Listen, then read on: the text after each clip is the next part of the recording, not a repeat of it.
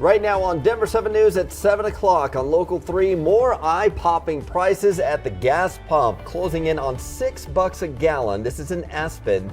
This morning we're going 360 in depth on the latest steps to lower gas prices and what you can do to make your money go a little further. Calling out Congress, President Biden blasts lawmakers in the wake of another mass shooting in America.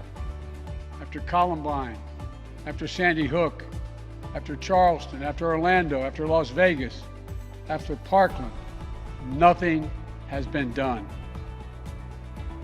We're taking a closer look at what's being done on Capitol Hill to address gun violence as we learn more about the victims of the shooting in an Oklahoma medical center.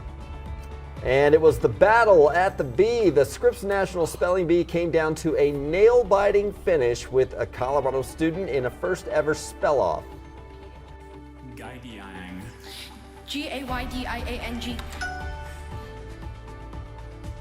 We are mind blown this morning, Yes.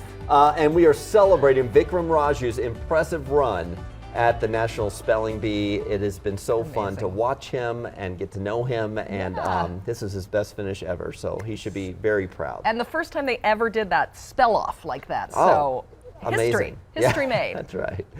Thanks for joining us. It is Friday morning. I'm Brian Sanders. And I'm Nicole Brady. Katie LaSalle is taking a look outside, and it's going to be a nice warm up for the weekend, Katie. It will, yes. Happy Friday to everyone. We're off to a mostly clear start here across the state. A very bright Friday morning. Temperatures across the metro area were now in the 50s. A live look from Westminster. A little bit hazy here and there over Metro Denver, but more cloud coverage will move in for this afternoon. A few isolated storms will form, spreading east over the plains, and even warmer for the weekend. Daytime highs in Denver expected to reach the low 80s for both Saturday and Sunday. This morning, we're starting off in the 50s. By 8 o'clock, we'll be at 58 degrees, and daytime highs will gradually climb to the mid to upper 70s. Now, the strongest storms that we're going to be seeing later on this afternoon will be east of the metro area over the eastern plains. It'll move out quickly, warm and dry to start the weekend. We could see an isolated storm here or there, but a better possibility of seeing more storm activity as this next pressure system rolls in on Monday, with bringing in some cooler temperatures as well. And we are heavy in some of the usual spots here on this Friday morning, but no major catastrophes for our morning drive. You can see a lot of green out there,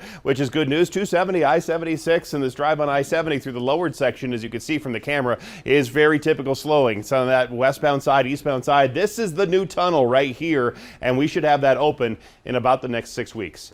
And then this will become just the westbound side. You can see the drive times right now, 15 minutes or so, about 10 to 15 minutes on 270, and we're looking more like 20 to 25 minutes up on that other north side of town. 225 is busy down from Parker Road, typical stuff for us there, and no major problems for us here to the west. Nice and quiet tour from Boulder. We continue to follow some breaking news this morning. Crews are continuing to work on a fire at an abandoned building in Denver's Ballpark district, and they're really attacking it from all angles. They have been for hours now. This is a live look from Air Tracker 7.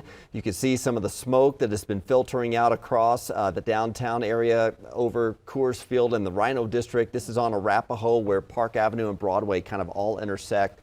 Great Divide Brewing Company, in fact, is next door. And here's a look from the ground as firefighters continue their work. They have made great progress over the last few hours, but again, are still working, and there may be some flames still shooting from the back of the building. We're still working to learn what started it as well.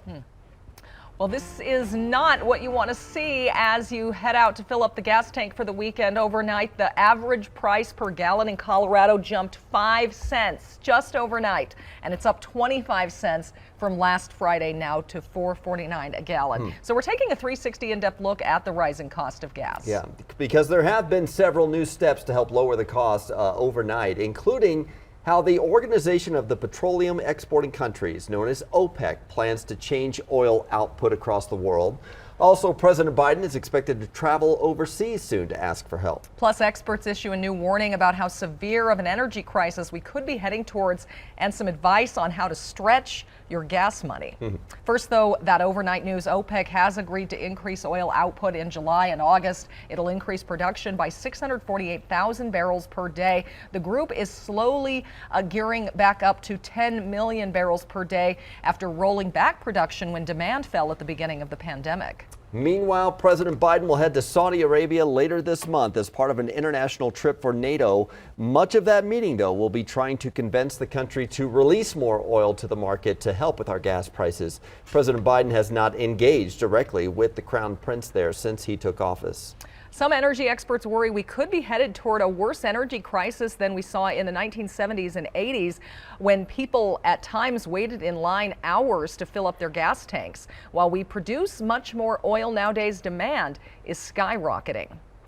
Well, with as high as prices are in the metro, just be glad you don't live in Aspen. Take a look at these prices. $5.59 for regular, $5.99 for diesel, and over $6 a gallon for the premium gas in Aspen, thanks to the viewer who sent us that video for reminding us how good we have it here. Denver 7's Colette Bordelon talked to some experts about how you can stretch your gas dollars as far as possible. Colette.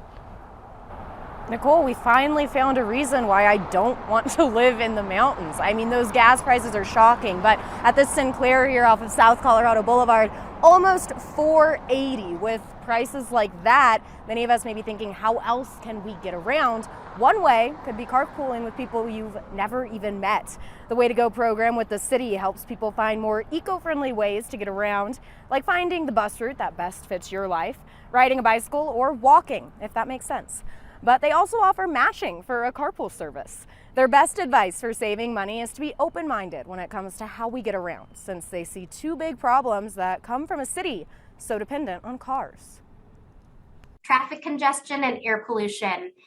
Air pollution is not good for our health. Traffic congestion is not good for our mental health. Nobody moves to Denver because they want to sit in traffic. They want to get to their destination and have fun. Definitely want to get to our destination on time, but if carpooling's not for you, you might want to change the way you drive or look at how your car is doing. For instance, good tire inflation. Gas Buddy says that could extend your gas mileage by up to 3%, and avoiding hard braking or acceleration, that could extend it by up to 33%, which that's a big deal right now with prices like this. But if you are interested in carpooling or finding a bus route or a bicycle route for yourself and how to get to work, you can go to waytogo.org. Live this morning, Colette Bordelon, Denver 7. Yeah. Every little bit helps. Thank you, Colette. Investigators in Oklahoma say the man who shot and killed 4 people at a medical center was targeting a doctor he blamed for the pain he was in after back surgery. Investigators later found a letter from the shooter who made it clear he intended to kill Dr. Preston Phillips on the left and anyone that got in his way. Another physician, a receptionist, and a patient were also killed. Investigators say he bought the rifle and pistol he used the same day of the attack. There are more funeral services planned for today in Uvalde, Texas. 10-year-old Jace Luavanos, 10-year-old Jayla Silguero, and 9-year-old Jacqueline Cazares will all be laid to rest. And now a Texas state senator says the commander overseeing police during the shooting was not informed of the panicked 911 calls coming from students trapped inside the classroom. Senator Roland Gutierrez is calling it a system failure. He's demanding to know who was receiving the calls, and Gutierrez wants Texas Governor Greg Abbott to call a special legislative session in response to the shooting. President Biden is calling on Congress to take action against gun violence. In an evening address to the nation, he called once again for the ban on assault weapons and high-capacity magazines. Yeah, an emotional address, but Denver 7's Jessica Crawford is here with a look at what lawmakers realistically can get accomplished on Capitol Hill. That's right. So President Biden did ask for some gun control measures that might not be so popular with the GOP, but there are some bipartisan senators who are trying to get something off the ground as the president pleaded for some progress yesterday. It's time for each of us to do our part. It's time to act for the children we've lost, for the children we can save, for the nation we love. Let's hear the call and the cry. Let's meet the moment. Let us finally do something. The president called for specific actions to help stop mass shootings. Along with a ban on assault-style weapons and high-capacity magazines, he pushed for expanded background checks and red flag laws. He also wants to raise the age to purchase assault-style weapons from age 18 to age 21. Overnight, the House Judiciary Committee did advance a package of gun violence prevention measures. The bill does include that age increase, but it does not include an assault weapons ban. Senators are working on a separate bill. Minority Leader Mitch McConnell said it focuses on mental health and school safety. The Buffalo and Uvalde shootings underscore a problem we've seen over and over again over the last 30 years. Mental illness and school safety are what we need to target. Senator McConnell saying that he hopes to present that bipartisan idea next week, and he has hopes that it could actually pass the Senate. I'm Jessica Crawford, Denver 7. Thank you, Jessica. Mass shootings leave a collective sense of despair and trauma, and a Colorado group is addressing those feelings that we may all be experiencing. We're all survivors right now of all of this stuff going on. You might not have been there, but you're seeing the news, you're hearing these things, and you might be one of the people who's not desensitized to it.